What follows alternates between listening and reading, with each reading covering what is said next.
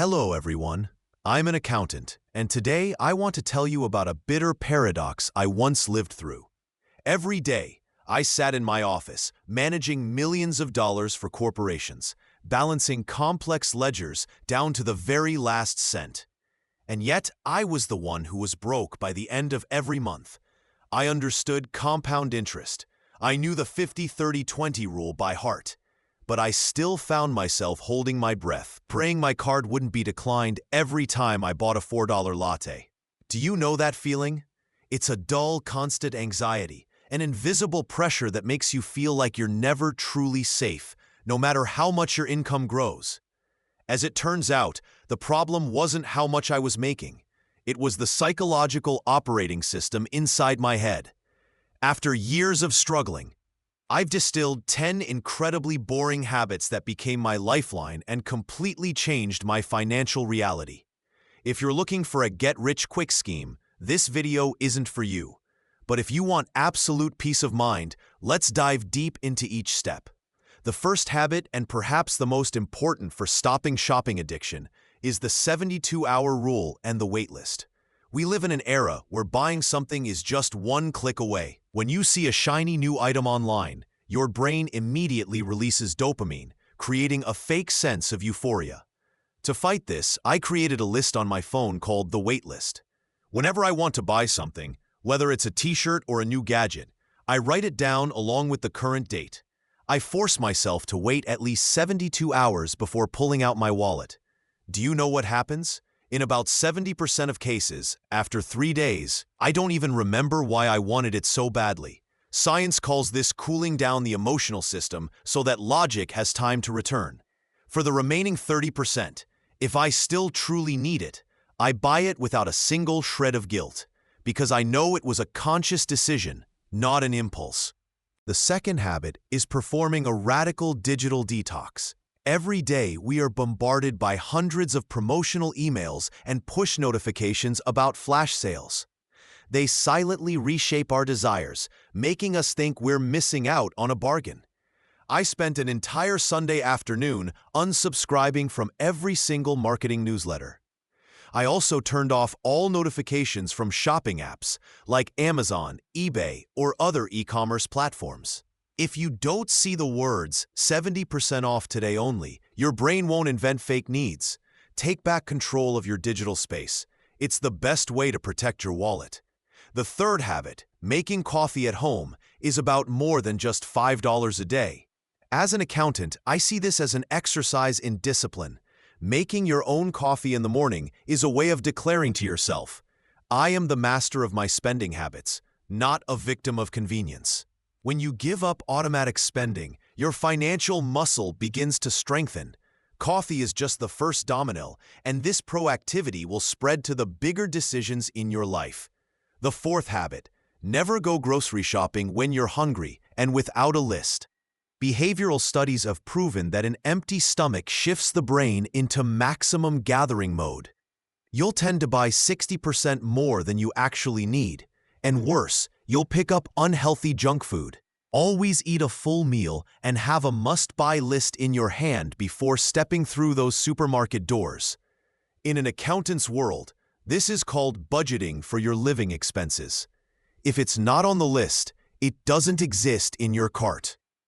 The fifth habit is periodically auditing your recurring subscriptions. Service companies today make billions of dollars relying on customer forgetfulness. Those $9 or $19 fees for a meditation app you use twice, a cloud storage plan you're being double charged for, or a gym membership you haven't visited in 6 months? All of these are silent leaks sinking your financial ship. Every 6 months, print out your bank statements and use a highlighter to mark every automatic deduction. You'll be amazed at how much you can save every year just by hitting the cancel button.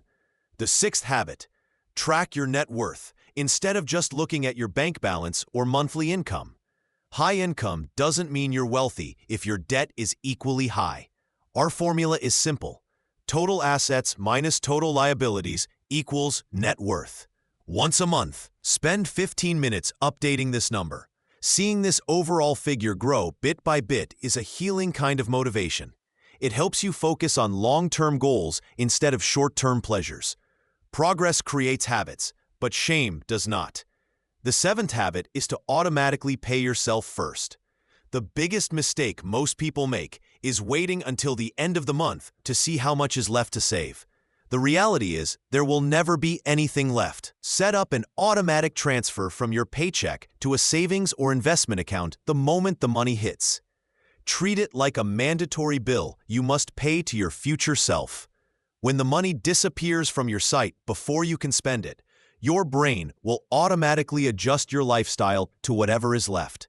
Don't rely on willpower, because our willpower is usually exhausted after a stressful day of work. The eighth habit, learn to set financial boundaries by saying, "I'm not prioritizing that right now." We often overspend just to impress people we don't even like. Don't be afraid to turn down an expensive party or a trip that isn't in your plan. Admitting your financial limits is nothing to be ashamed of. On the contrary, it shows you are a responsible adult with a vision. The more you tell the truth about your financial capacity, the freer and less pressured you will feel. The ninth habit, stop upgrading things that still work perfectly well.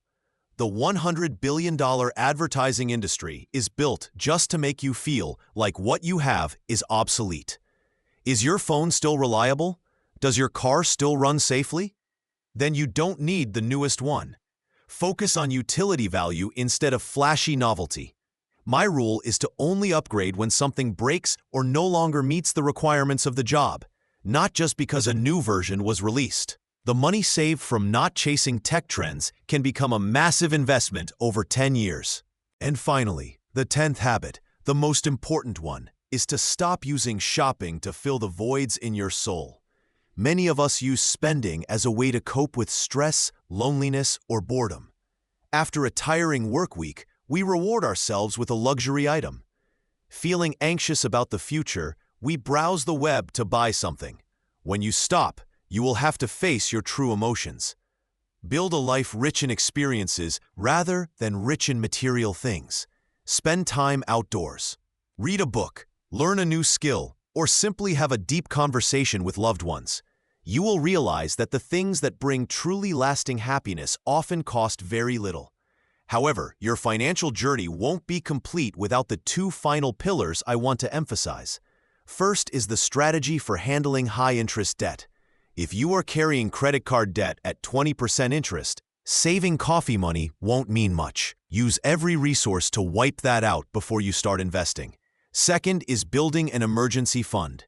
Accumulate an amount equal to 3 to 6 months of living expenses in a high-yield savings account. This money is not for spending.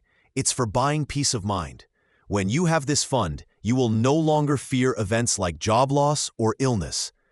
Personal finance is truly only 20% math and 80% behavior and psychology. You don't need to be a genius to become financially independent. You just need to be persistent enough to practice these boring but powerful habits. A year from now, when you open your banking app and feel absolute security instead of anxiety, you will know that every effort today was worth it. So, what is the one thing you will start changing this week? Write it down and make a commitment to yourself.